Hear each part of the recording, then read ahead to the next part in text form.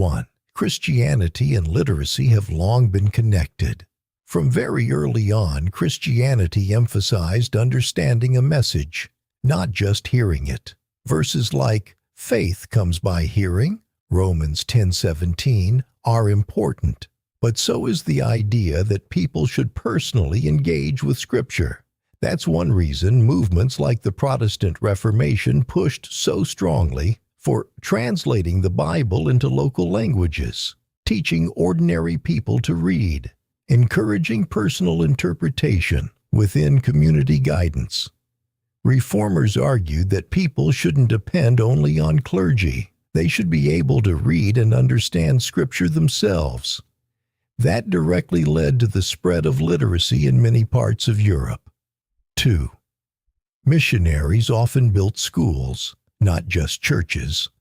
When Christian missionaries went to new regions, they frequently did three things together. 1. Translated the Bible. 2. Created written forms of local languages. 3. Built schools to teach reading and writing. Several organizations still do this today.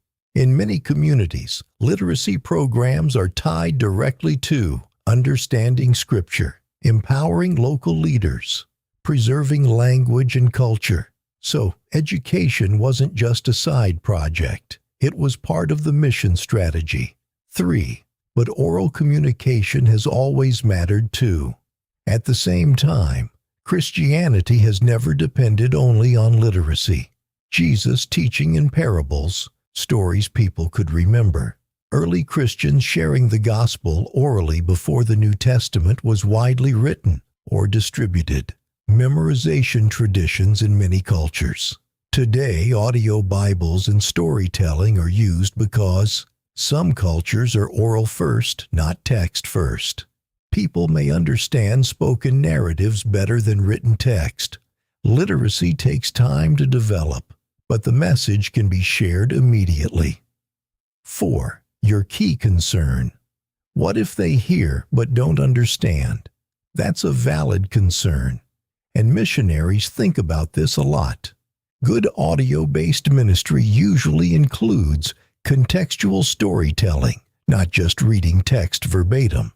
Discussion groups where people can ask questions, local teachers or leaders explaining meaning, repetition and narrative structure to aid understanding.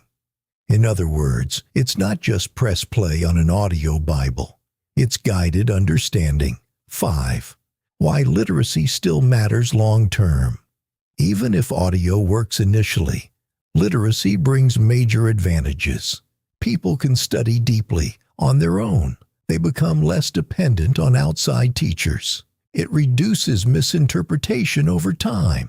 It supports broader development, health, economics, governance. That's why many Christian efforts historically supported mass education, not only for spiritual reasons, but because literacy transforms societies.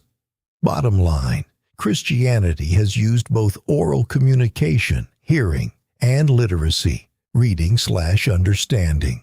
Many Christian groups historically promoted education because understanding the message matters deeply. Audio Bibles are a powerful starting point, but they usually work best when combined with community, explanation, and eventually literacy development.